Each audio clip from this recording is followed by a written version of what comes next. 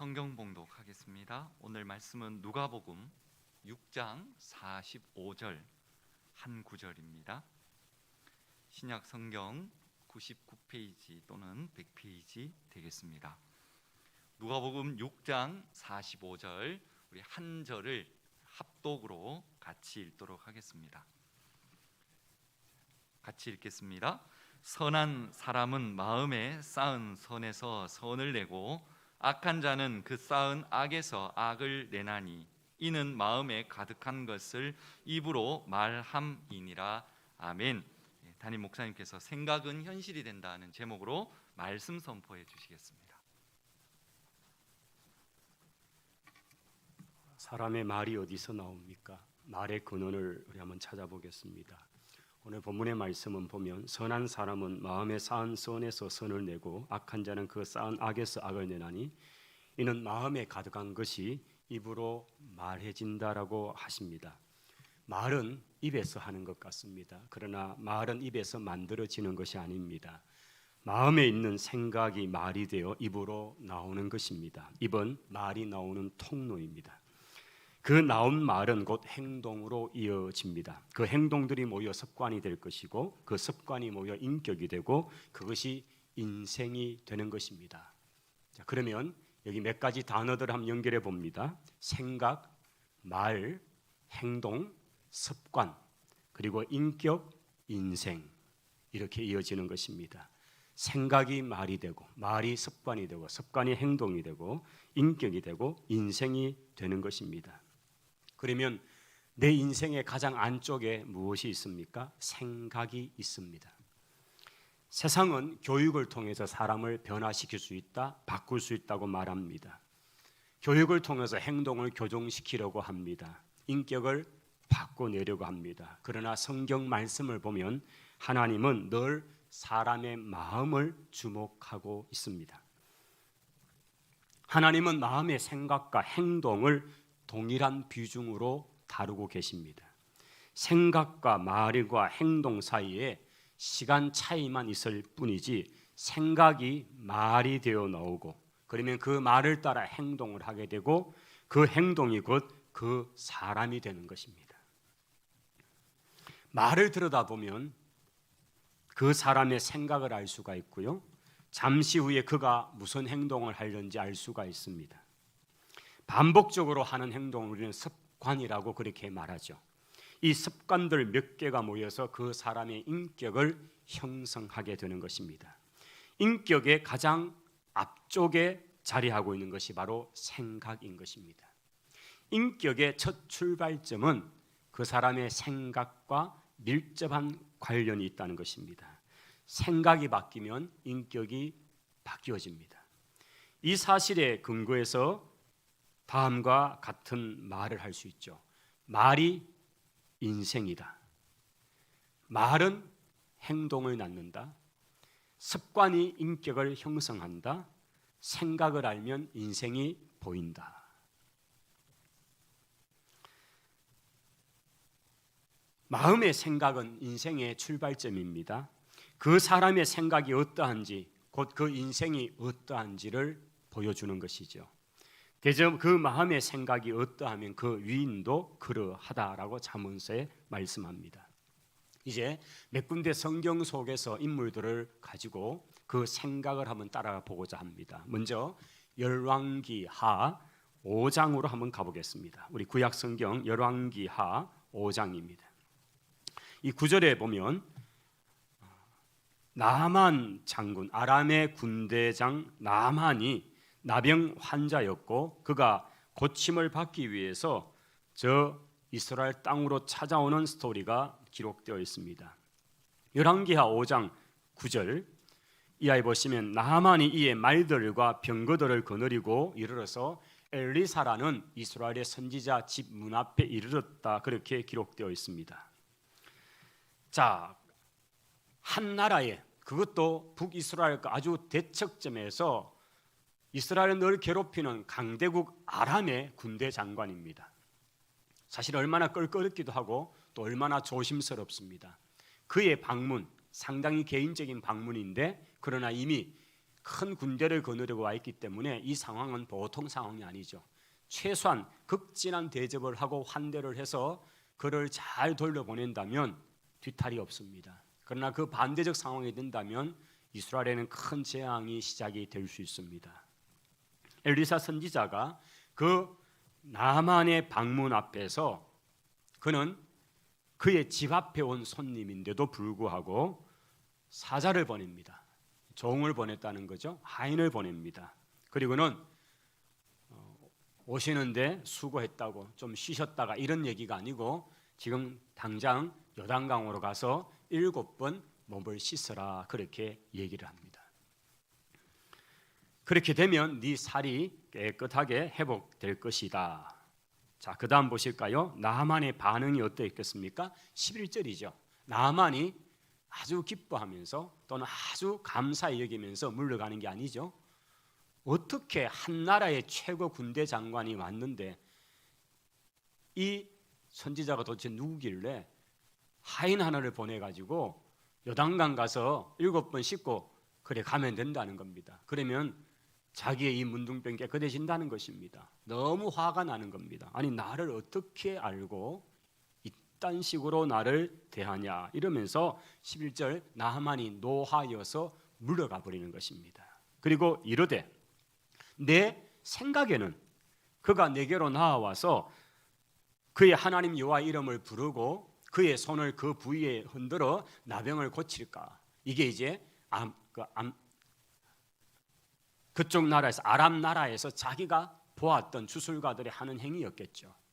최소한 그렇게 해서 뭔가 치유의 행위를 해야 되는데 아니 콧배기도 보이지 않고 그것도 종을 시켜다가 어디를 가라니 씻으라니 이런 말만 하고 있으니까 너무 화가 나는 거죠. 그래서 내 생각에는 그리고 12절 우리 지역에 이 아람에서 아주 큰 강이 데마섹 강이겠죠. 아바나 아르발 이것은 이스라엘 강보다 훨씬 더 크고 깨끗하고 좋은 물들인데 거기서 씻으면 되지 않냐고 목욕해서 된다면 여기 요단강보다야 훨씬 더 깨끗한 강이 많은데 거기서 할 수 있지 않냐고 그러면서 아주 분노를 하여서 떠는 모습을 보여주는 것입니다.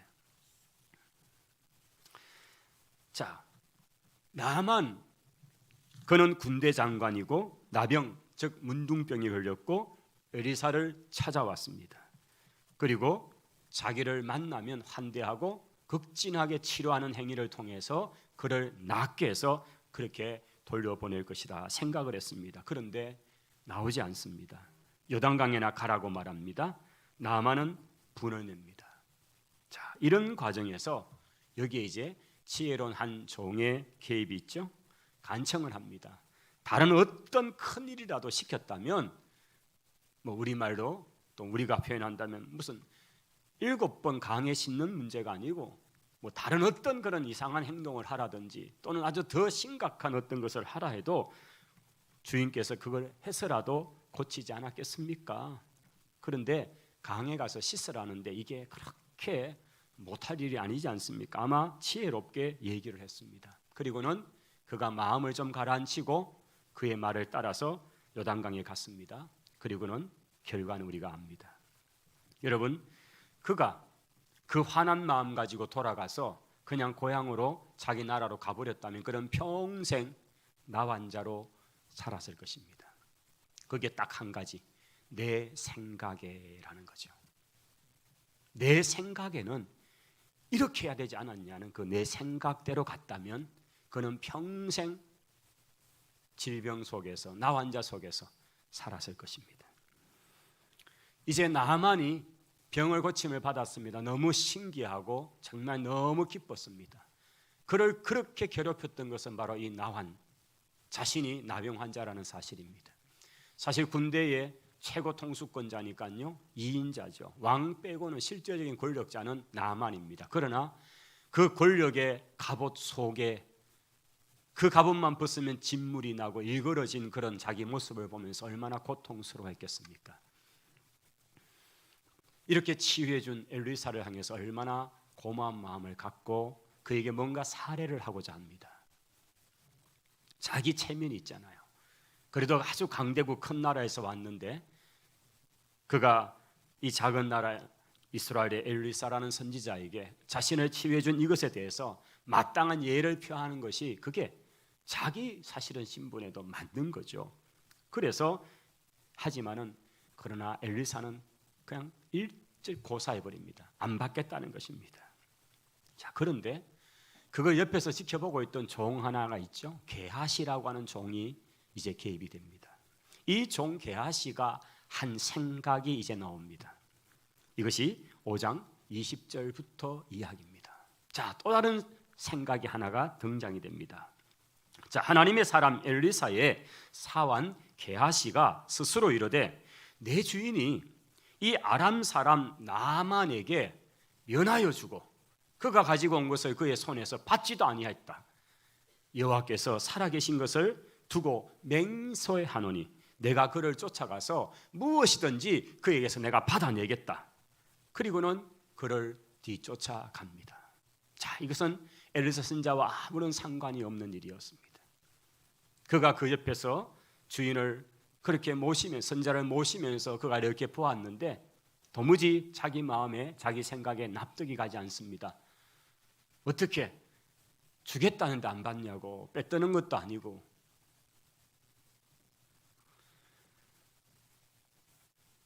자, 그리고 이제 게하시가 한 행동이 계속 이어집니다.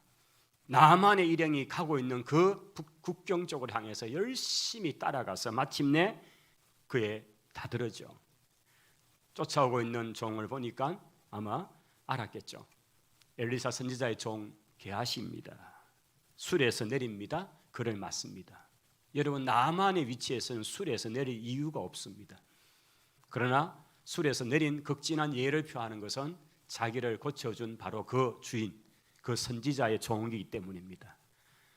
게하시 때문이 아니고 그 주인 엘리사의 얼굴을 생각하기 때문에 그 예를 갖춘 거죠. 그래서 술에 타고 있는 한날의 제2인자가 술에서 내려서 게하시를 맞습니다. 평안하냐, 샬롬이냐, 그러자 평안입니다. 좋은 인사입니다. 좋은 소식입니다. 뭐 이렇게 인사를 하는 거죠. 그러면서 이런 말합니다. 우리 주인께서 나를 보내어서 말씀하기를 지금 선지자의 제장 중에 두 청년이 에브라임 산지에서 내게 왔는데 그 청년들을 위해서 에브라임 산지니까 뭔가 제대로 갖추지 못한 그런 선지 생도들입니다. 그들을 위해서 한 달란트와 옷을 2벌을 주라고 그렇게 시키십디다 하고 말합니다. 거짓말입니다. 자기가 지어낸 말입니다. 나만이 이르되 바라건대 한 달란트가 아니고 2달란트를 받아가라. 여러분, 한 달란트가 한 24kg 또는 30kg 정도 되니까요, 상당한 양입니다. 그 다음 그렇게 해서 은 2달란트를 그 전대 돈자루 속에다가 부어서 주고 그 다음 옷 2벌을 아울러서 사환에게 줍니다. 여러분, 이게 작은 양이 아니다는 것은 그가 그것을 어떻게 들고 가죠? 주머니에 넣고 찰랑찰랑 걸어가는 게 아닙니다.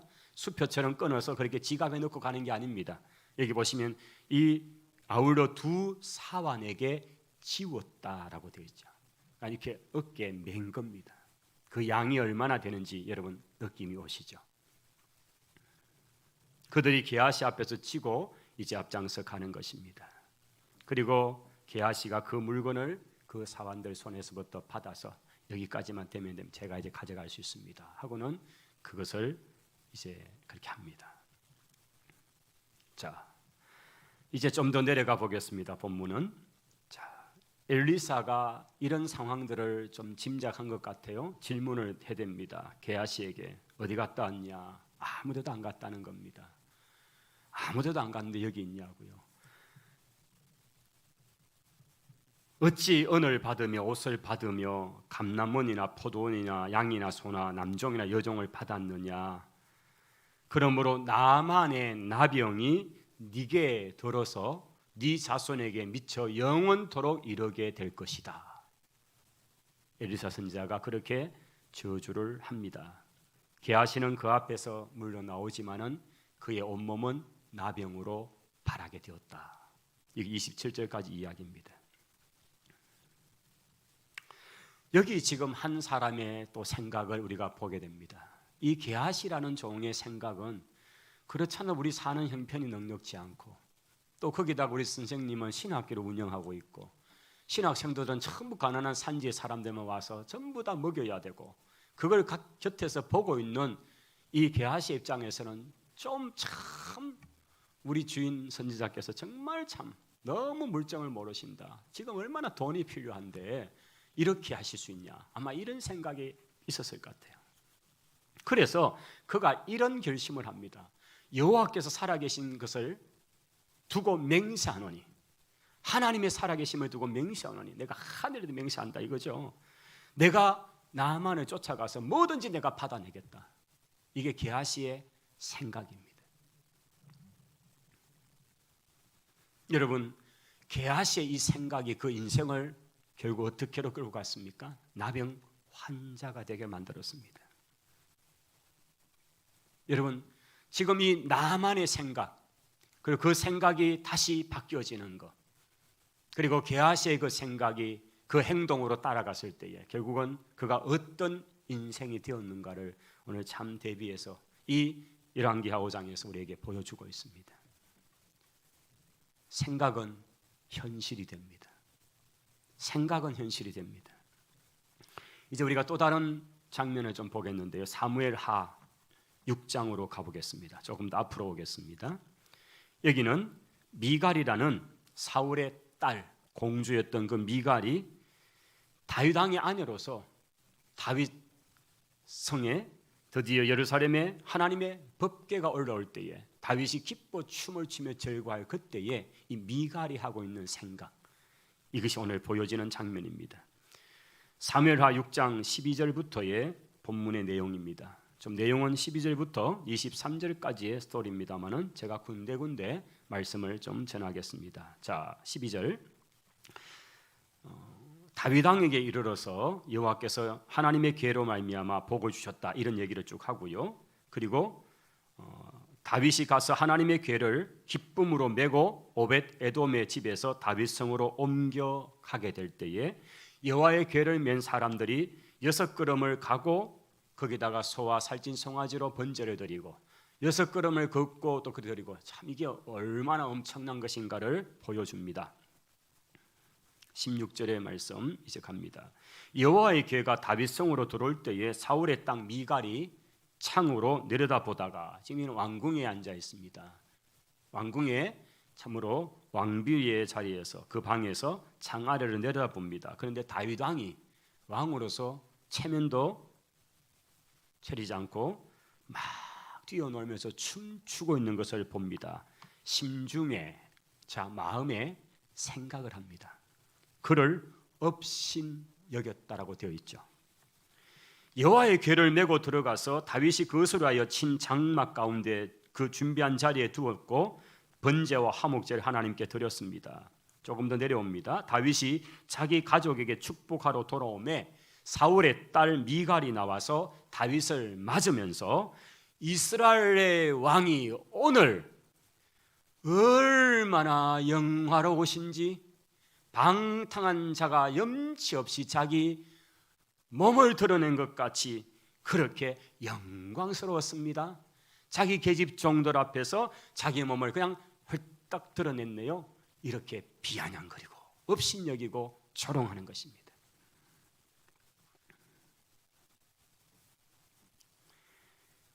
다윗이 미갈에게 말합니다. 이는 여호와 앞에서 내가 한 거다. 내가 사람들 보라고 한 게 아니고 내가 하나님 앞에서 좀 어린아이같이 너무 기쁘고 그토록 원했던 여호와의 궤가 이렇게 이 다윗 성에 들어오니, 이 왕궁으로 들어오니 내가 얼마나 기쁜 줄 아냐고. 내가 하나님 앞에 어린아이같이 춤을 춘 것뿐이다. 그가 네 아버지 사울이잖아요. 사울과 그의 온 집을 버리고 나, 즉 유다 가문을 택하셔서 이스라엘의 주권자로 삼으셨으니 내가 여호와 앞에서 얼마나 이렇게 어린아이처럼 뛰어노는 것이 마땅치 않겠냐고.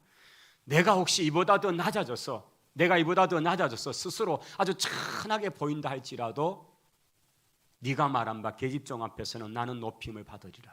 나는 하나님 한 분 바라보고 그렇게 어린아이같이 정말 더 그렇게, 정말 그렇게 해도 내가 그렇게 할 수 있다는 거죠. 그렇다고 내가 사람 앞에서 내가 그렇게 조롱받을 인격은 아니다, 그 얘기를 하는 거죠. 그러므로 사울의 딸 미갈이 죽는 날까지 그에게 자식이 없었다라고 이렇게 이 성경 23절로 끝이 납니다. 여기에 이 미갈의 생각이 어떻게 발전되어 가는가를 성경은 우리에게 이미 말씀합니다. 그 생각의 결과는 다윗을 업신여기는 행동으로 나타났습니다. 그녀의 생각은 곧 말이 되어서 나옵니다. 마음의 심중에 어떻게 저런 인간이 다윗을 향해서 어떻게 저럴 수 있냐고 그렇게 품었던 그것이 곧 말이 되어서 나오기 시작합니다.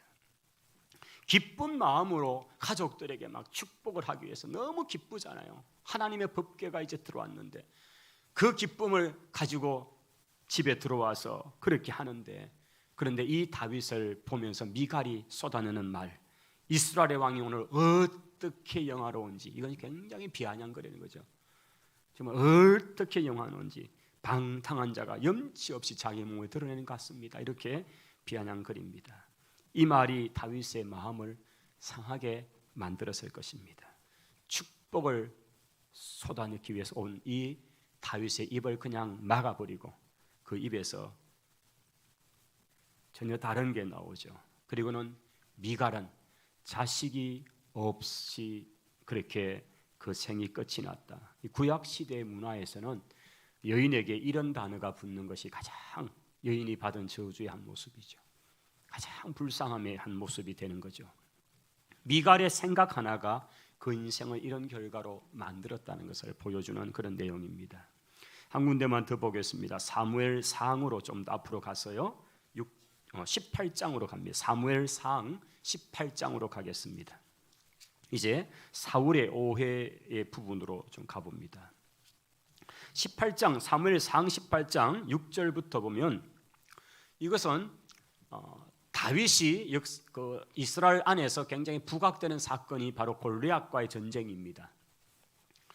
정말 아버지 심부름으로 아직도 징집받을 나이가 되지 않는 이 소년 다윗은 심부름으로 그 전장터에 왔습니다. 엘라골짜기에 와서 아버지의 심부름으로 형님들의 안부를 구하고 뭔가를 하기 위해서 왔는데 상황이 이상합니다. 도무지 그 신앙의 영적인 사람의 마음에 이럴 수가 없다는 겁니다. 어떻게 저 이방에 하나님을 모르는 저들이 여호와 하나님을 그렇게 욕을 하는데 저들은 벌벌 떨고 있는지. 그래서 의분이 납니다. 그리고는 그가 전쟁에 나갑니다. 마침내 승리를 합니다. 다윗이 골리앗을 물리치고 승리를 하게 됩니다. 그때에 이제 여기부터 여론이죠. 백성들의 말들이 시작되죠. 여인들이 하는 노래가 있습니다. 자, 여기 사울왕이 지금 그 지역에 또는 이스라엘 땅에 여인들이 하는, 즉 민초들이 쏟아내는 그 말, 이 여론에 의해서 그의 마음이 어떻게 움직여지는가를 보여주는 내용이지요.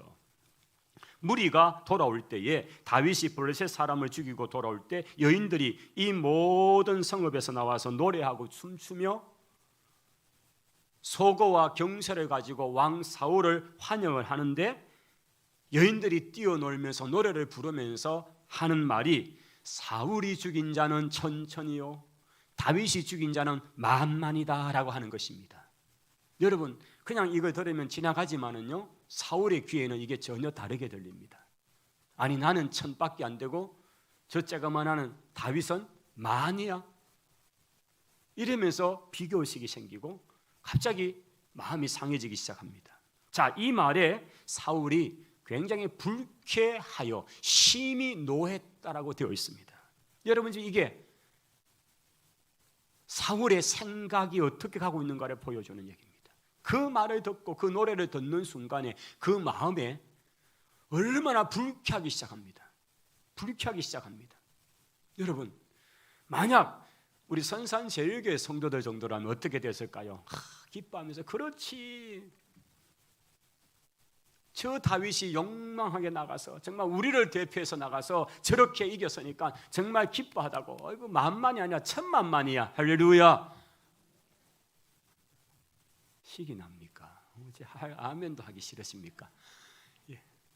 여러분, 우리가 그렇게 축복해주고 정말 잘했다고 여러분 그렇게 해주는 게 맞잖아요. 이게 이게 성숙한 그리스도인의 모습이 이어지죠. 그런데 사울이 시기를 합니다. 아니 다 큰 어른이 그 중학생, 고등학생쯤 돼 보이는 아이하고 뭘 그걸 겨루겠다고 그렇게 지금 경주하는 거예요. 대학생이 중학생하고 뭐 삿바 잡고 막 끝까지 이기려고 막 악을 쓰는 똑같은 모습이죠. 그럴 거 뭐 있습니까? 그냥 참 수고했다고 칭찬하면 자기가 올라갈 텐데 그 칭찬을 못하는 거예요. 그래서 천천히 만만한 말 앞에 그냥 삐지고 불쾌히 여기고 화를 내기 시작하는 것입니다. 사울이 이 말에 불쾌하여 심히 노하여 이르되 다윗에게는 만만을 돌리고 내게는 천만 돌리리 그에 더 얻을 것이 무엇이 나라 말고는 더 못 있냐고. 이미 민심이 다윗에게 가고 이제는 나라만 찾아하면 되겠네 이러면서 자기 스스로 막 자기가 왕인 자리에서 무슨 그날 이후로 사울이 다윗을 주목했다라고 하는 거죠. 여러분이 주목했다는 말은 뭐죠? 아마 그 시대 문화 오늘 같으면 뭐 중앙정여부 요새 있나요? 이름이 하도 바뀌어가지고 정보 요원들을 붙여가지고 계속 민심을 정하고 그가 뭘 하는지 누구를 만나는지 어떤 걸 하는지 이런 걸 자꾸 이제 감시 대상이 되었다는 얘기죠. 그가 스스로 이르되 내가 다윗을 벽에 박으리라. 뭣도 아닌데 벽에다 박겠다 그러죠. 그리고 사울이 그 창을 던졌으나 다윗이 그의 앞에서 2번이나 피합니다. 여러분 생각이 어떻게 가는지 그리고 그것이 어떻게 행동에 나타나고 심지어는 창을 들어서 그냥 벽에다가 박겠다고 할 정도로 행동을 2차례나 했다고 되어 있습니다.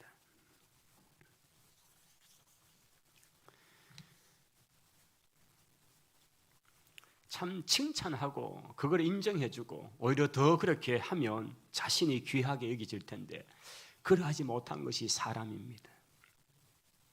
하나님이 내게 이렇게 좋은 사람 정말 소년이라도 이렇게 붙여서 저 큰 장수의 골리앗을 그렇게 쳐부수었다면 너 감사를 하면 될 텐데 어떻게 그가 그 소년을 보면서 10대를 보면서 자기의 경쟁 대상으로 여기는 이게 얼마나 그의 인격이 참 되지 않는가를 보여주죠. 자, 우리는 지금까지 말이 원인이 되어서 어떤 결과가 나타난다는 것을 참으로 몇 가지 보았습니다. 왜 이렇게 될까요?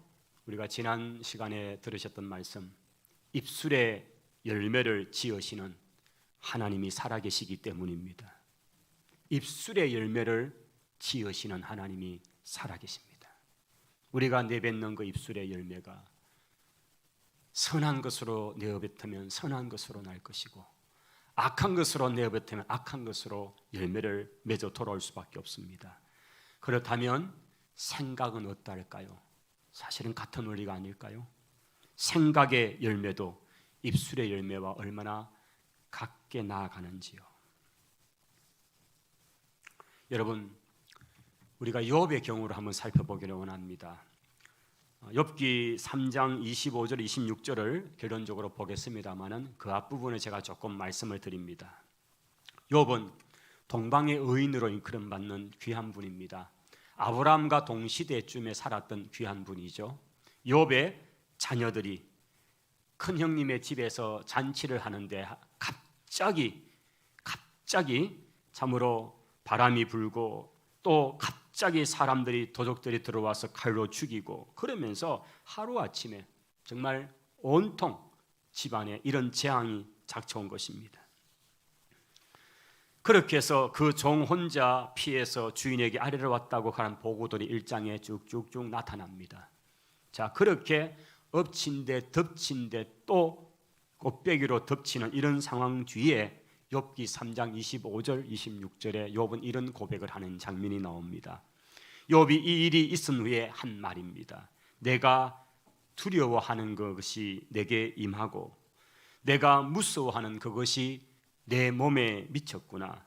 나에게는 평온도 없고 안일도 없고 휴식도 없고 다만 불안함만이 있구나. 자, 여기에 한번 주목해 보실 것은 욥이 이런 일이 있을까봐 두려워했다는 것입니다. 그가 평안해 있을 때에 혹시라도 이런 생각지도 못한 재앙이나 이런 어떤 사고나 이런 급작스러운 일들이 자기들 앞에 닥쳐서 일어나면 어떻게 될까라고 생각을 했다는 얘기입니다. 그 생각이 그에게 두려움이 되고 무서움이 되어서 그를 붙잡았던 거죠. 그런데 그것이 현실이 되자 내가 두려워하는 것이 내게 임하고 나의 무서워하는 그것이 내 몸을 미쳤구나 생각이 현실화가 된 이야기입니다.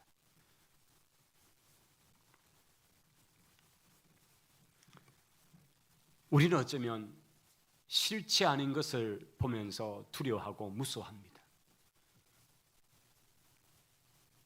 전혀 사실은 아무런 영향을 지실 수 없는 그것이 우리에게 두려움이 됩니다. 우리가 그 두려움 앞에서 어떻게 해야 할까요? 하나님께서는 성경의 말씀을 통해 우리에게 계속 하시는 말씀이 있습니다. 두려워하지 말아라. 놀라지 말아라. 근심하지 말아라. 걱정하지 말아라. 아멘 할 때까지 두려워 말아라. 놀라지 말아라. 근심하지 말아라.